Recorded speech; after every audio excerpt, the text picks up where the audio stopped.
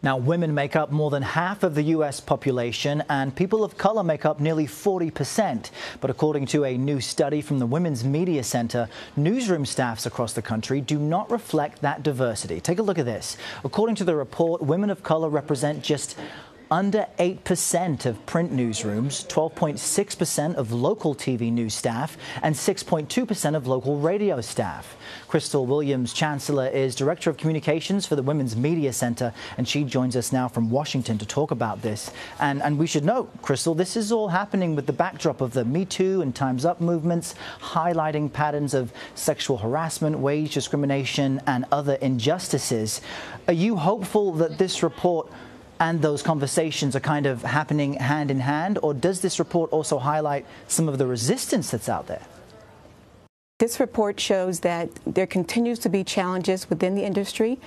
We are hopeful that the industry will see this as a wake-up call and will continue to be more vigilant about representing women of color, whether that be Black, Asians, Native American, or Hispanic women.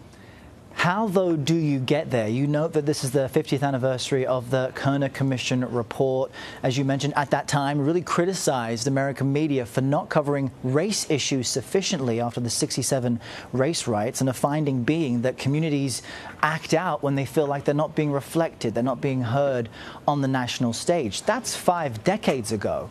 What are the barriers to inclusion at this current moment, and how do you overcome them? The barriers are, unfortunately, the same barriers that have existed for decades. That is racism, sexism, and the old boys network. The women that we interviewed for this report, and there are nearly 30 who were interviewed, including Soledad O'Brien, Joy Reid, Ann Curry, and women who are practicing their craft very excellently in television, radio, digital news, and print industry. We are hopeful that this will change things because we are hopeful that newsrooms will be more intentional in looking at these numbers, recognizing that there has not been much change over 30, 40 years. These numbers are indicative of the fact that across the board, the news media has not been true in representing all voices, and we know that in order for media to be credible, it must be inclusive. Now, I saw online Soledad O'Brien via Twitter criticizing a CNN staffer, Chris Cillizza, for a report he did about characterizing the Trump presidency as a reality show. I mean, she skewered him online, basically saying he needs to do better. I can think of a decade ago where you would have never imagined seeing Soledad O'Brien call out a journalist of another network.